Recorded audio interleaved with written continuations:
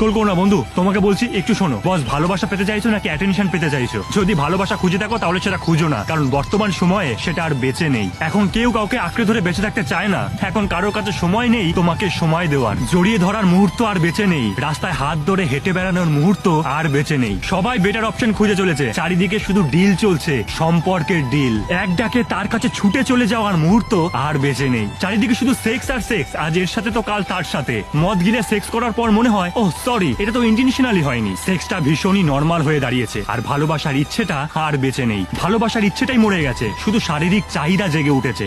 এর অন্যতম কারণ হলো এটা রিলসের যুগ। সবাই ছুটছে, শুধু স্ক্রোল করছে। কেউ ধীর স্থির নয়, শুধু নেক্সট আর নেক্সট। প্রতি সেকেন্ডে সবার মুড সুইং হচ্ছে। একটু সময় নিয়ে কেউ কারোর কথা শুনতে চায় না। শুধু পার্সোনাল স্পেস চাই সবার। বস, একটু থামো, একটু শান্ত হও। এত বেটার খুঁজতে হবে না। একটু তাকাও তার দিকে, একটু সময় নিয়ে শোনো তার কথা। দেখবে থাকতে ইচ্ছে হবে, তাকে ভালোবাসতে ইচ্ছে হবে। তোমরা যদি আমার সাথে একমত হও তাহলে আমাকে কমেন্ট করে জানাও।